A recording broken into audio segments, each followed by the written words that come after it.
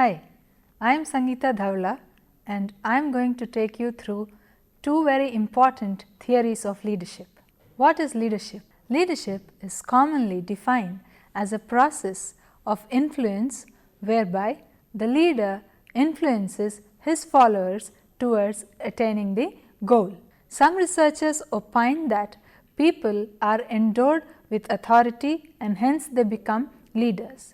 We have the age-old debate, leaders are born or leaders are made. To define leadership, it is a force that creates a capacity among a group of people to do something that is different or to do something that is better.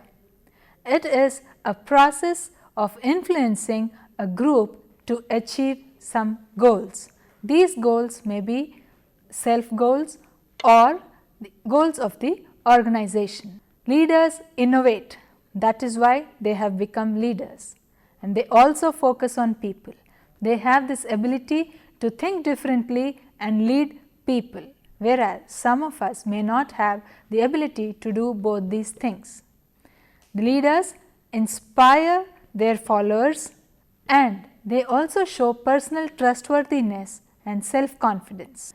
Leaders communicate a vision which turns self-interest into commitment towards a particular job. We are going to learn about interactional leadership theories and contingency theory of leadership. We have seen that there have been numerous theories put forth to explain leadership, to explain how leaders behave and to explain things about leadership effectiveness. One such school of thought is interactional leadership theories. As the word suggests, interactional means the leader is not made, the leader is not born, but there are a few factors interact which make the person a leader and which make the others follow the leader.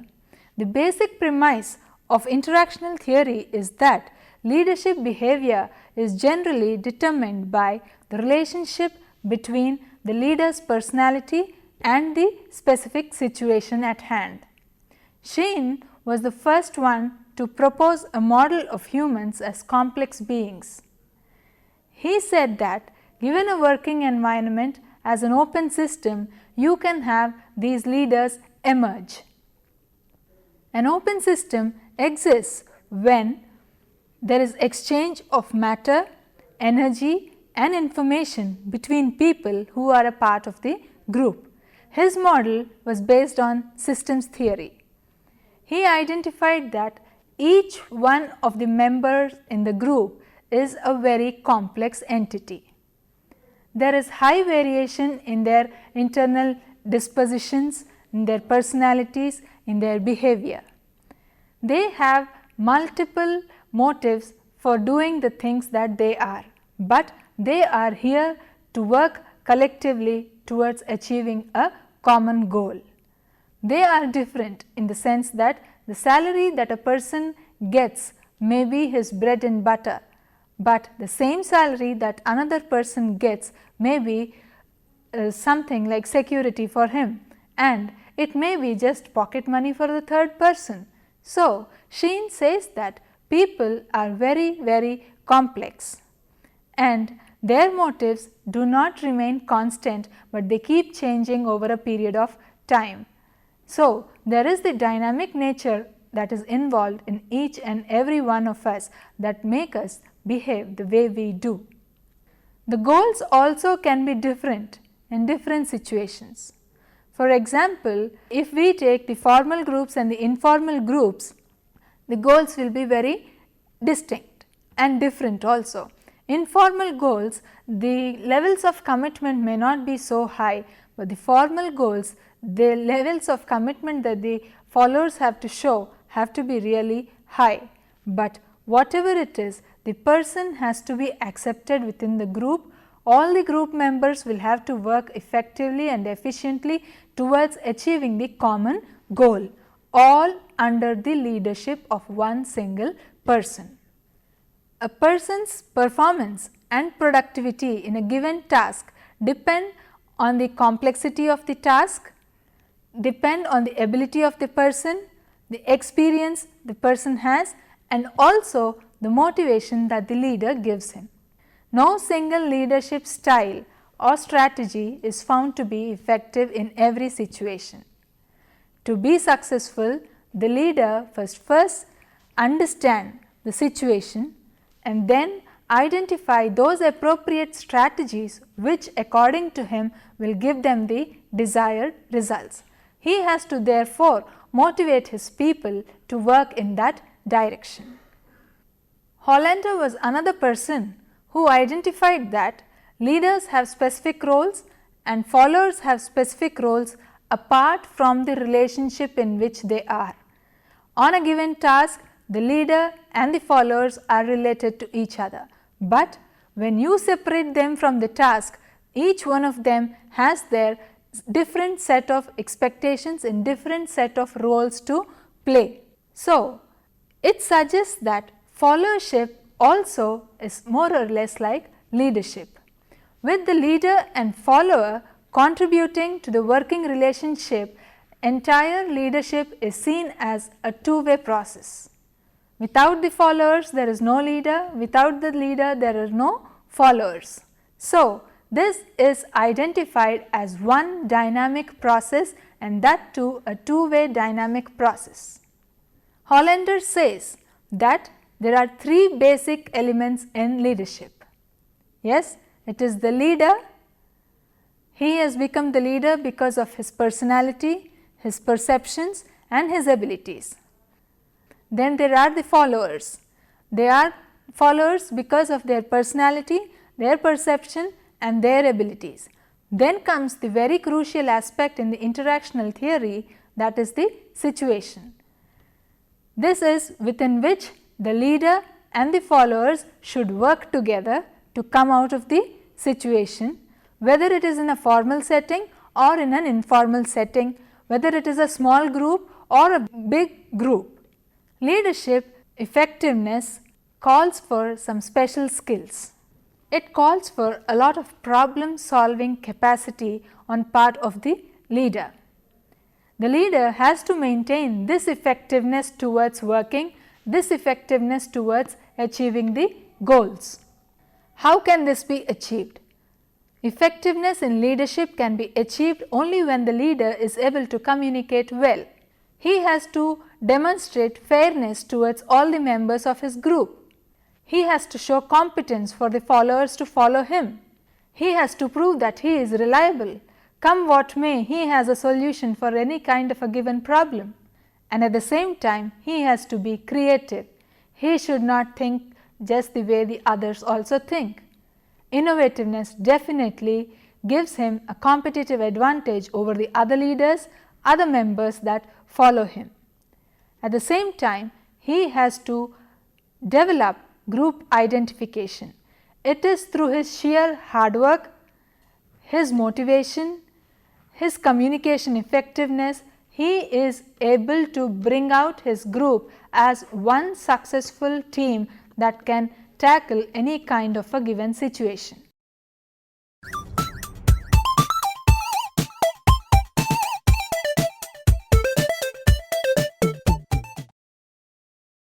Ouchi was a pioneer in introducing interactional leadership theory after his experience with the Japanese style management to corporate America.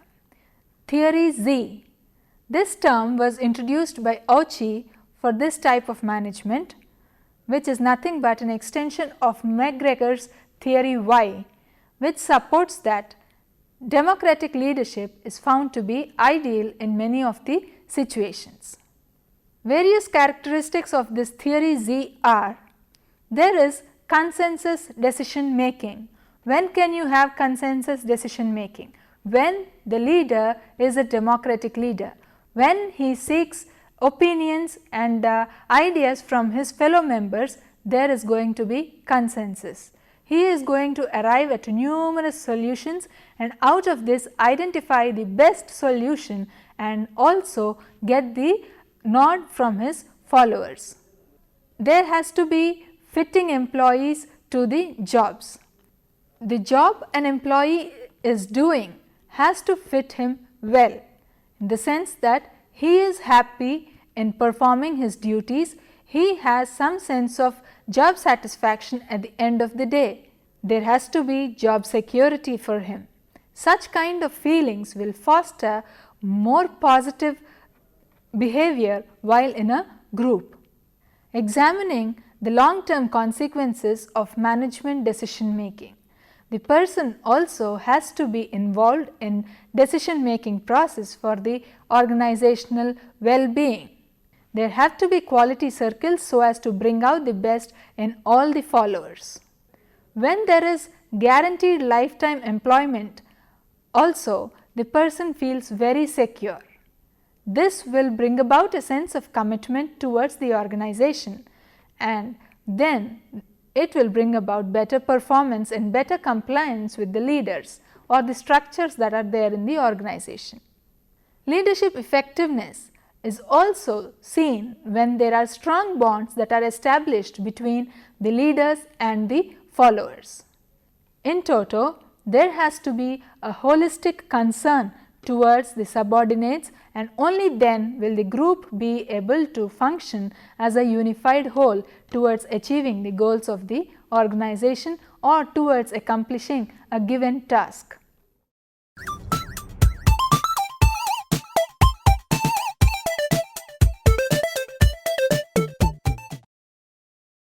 Kanter developed a theory depending on the structural aspects of a given job. He said that it is these structural jobs that will bring out the effectiveness in a leader. She postulated that the leader must develop relationships with a variety of people, a variety of groups within the organization in order to maximize job empowerment and then be successful. There are three major work empowerment structures. They are opportunity, power, and proportion. Kanter felt that when these work structures have the potential to explain differences in leader responses, behaviors, and attitudes, there is bound to be greater effectiveness in the leadership. Nelson and Burns suggested that organizations and their leaders have 4 developmental levels, and these levels influence the productivity of the employees and also bring about worker satisfaction. The first level is known to be reactive. The reactive leader focuses on the past, he is crisis driven, and he frequently advises his subordinates.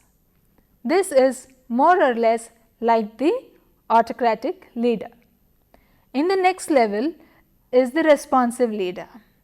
This leader will mold his subordinates in such a way that they can work together towards accomplishing the goals. This is more like a democratic leader. Although he follows the participative style, the final decision is going to be that of the responsive leader. At the protective level, the leader and followers become more future oriented and hold common driving values. Management and decision making are more participative. This is the protective level. The final level is the high performance teams.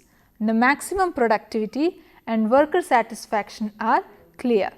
When there is high performance, there is maximum productivity. When there is maximum productivity, the person feels that he has made a significant chunk of contribution towards the organization, and as a result he is bestowed with a lot of job satisfaction.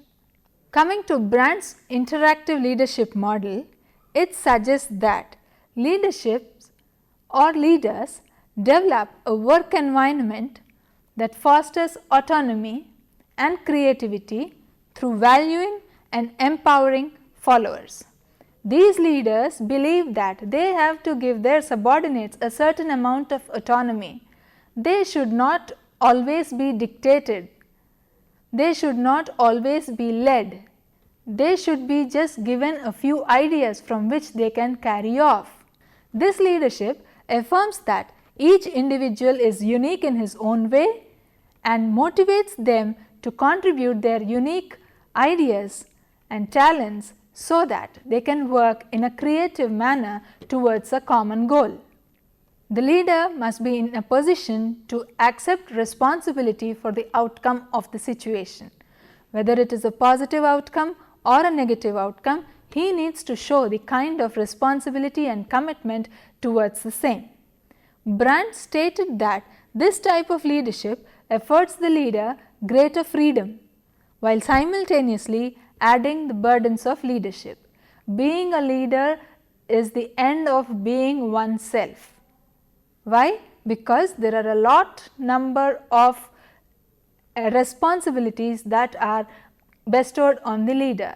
He should not only take care of his performance, he is answerable to the management above, he is answerable to the subordinates below, he has to get the work done by the subordinates, at the same time face any kind of brickbats that are there in the process. So, leadership itself is a tightrope walk because the person who is the leader has so many faculties to take care of and strike a perfect balance between all these things. Wolf, Boland and Aukerman have also done considerable amount of work in interactional theory and have come up with a collaborative practice matrix. This matrix highlights the framework for the development and ongoing support of relations between the professionals who are working together. It is the social architecture of the work group that is emphasized. It is a social structure, yes, because there are people in the group who are working towards a common goal. These people come from different backgrounds, these people come with different ideologies, these people are unique in their own way, and similarly there are different expectations, different personal values that each one of them holds, and finally there are the interpersonal relationships that will affect the performance of a given group. So, again it is a tightrope walk for the leader because he has to manage that the entire show runs on smooth and the final goal is accomplishment of the task.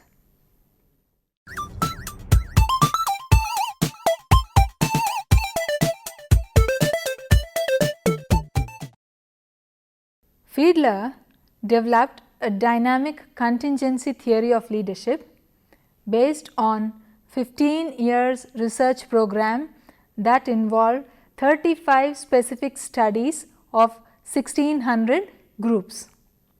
His theory postulates that leadership effectiveness depends solely on finding a proper match between the leaders and his followers, or proper match between the leadership style of interaction with the subordinates and the degree of influence the leader is able to exercise on the followers.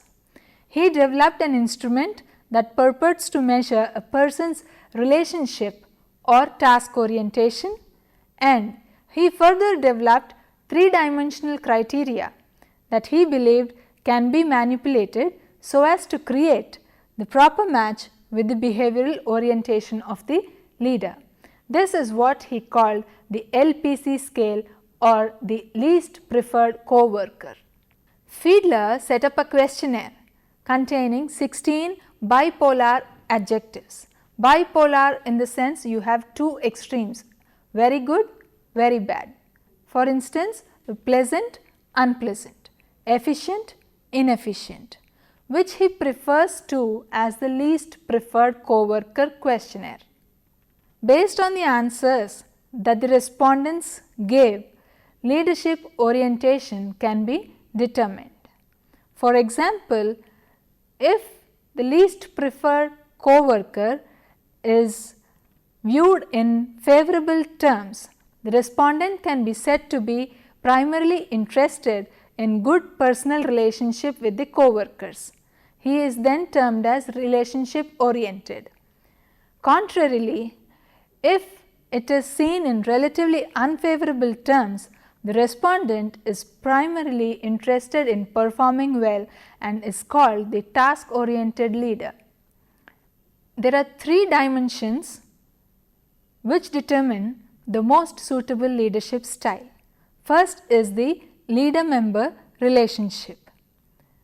How well is the leader liked by the members in the group? How trusted is the leader? What kind of a rapport the leader has with the subordinates? What is the respect that he evokes from the followers? Is the leader friendly? Is there any amount of personal relationship that exists between the leaders and the followers? When relations are positive, the leaders have a great influence on the followers. When the relations are negative, you can expect that the outcome also is going to be unfavorable. Positive power. This is another dimension that has an influence on how effective the leadership is. Power and autonomy that is bestowed on the leader, power and autonomy that is bestowed on the followers. The degree of influence a leader has over power variables like hiring, firing, promotion and salary increases. More amount of power in his hands, more powerful he is going to feel and more favorableness that is going to be found in the situation. The more positive and negative the action of a leader, the greater will be the influence he has on his followers. Then comes the task structure. The degree to which the job assignments are structured decide the favorableness or unfavorableness of a leader.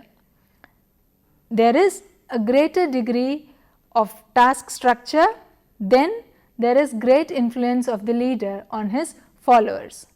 It is very easy to hold followers accountable for performance when tasks are structured than when they are ill-defined and ambiguous. When the tasks are structured, there is a lot of expectation and trust and competence levels seen by the subordinates in the leaders. So, situations are favorable when the leader is high on all the 3 dimensions, that is the leader-member relationship, the power and the task structure. In other words, if the leader is accepted by the followers, there is a great deal of authority, there is a great deal of power in his hands, and the task he offers to his members is also very structured in the sense that all that the members have to do is spelt out clearly. Therefore, the situation is very favorable for both the parties involved. But in case the opposite exists, all the 3 dimensions are low, the situation is unfavorable to the leader. Under very favorable and very unfavorable situation, it is the task oriented leader that performs the best. When the situation is only moderately favorable or moderately unfavorable, it is the human relations type of leader that works effectively. According to Fiedler, the basic ingredient of leadership is influence and nothing else but influence. Leadership is a relationship in which one person is able to influence a group of persons in order to achieve a common objective. Fiedler differentiates between 2 types of leadership, that is the task oriented leadership and the relationship oriented leadership. In the task oriented leadership, the leaders are more effective in situations in which they have very little or great deal of influence. He either shows total involvement or he lets the people do the task. In situations which are either very favorable and unfavorable to the leaders, the relationship oriented leader is found to be effective when there is moderate favorableness or moderate unfavorableness. The most favorable situation for a leader is when he knows that he is liked by his subordinates, he has a position of discernible power, and then he is directing a well defined job, that he has successfully structured a job. In effect, Fiedler's theory suggests that leaders who are directive and leaders who are permissive are the two, the directive leaders and the permissive leaders who can function well given some kinds of situation, instead of stating that he is a good leader or a bad leader. Fiedler identifies the type of leader that functions best in a situation. He says that we should never brand a person as a good leader or a bad leader. A leader who is effective in one given situation may not be effective in another situation. So, if they carefully choose the situations, if the leader carefully molds his subordinates, there is every chance that he can bring out an effective solution that will suit all the subordinates. Once a theory is put forth, criticisms are bound to be there. Similarly, Fiedler's theory has been challenged in the sense that the critics felt that the sample size was too small to generalize the results that were obtained in his studies. They said that his study was not based on empirical grounds. His work also lacked in the methodological approach. There may be any number of criticisms against the contingency theory of leadership, but one thing that we have to note is that Fiedler continues to exercise a dominant place in the area of leadership effectiveness. This was the first highly visible theory that was based upon the situational dimension. It emphasized the importance of both the situation and the leader, the characteristics of the leader that will determine whether a particular style of leadership is effective or not. It also stimulated a great deal of research. Then this led to the development of the leader match program, which applied to the model of actual leadership situations.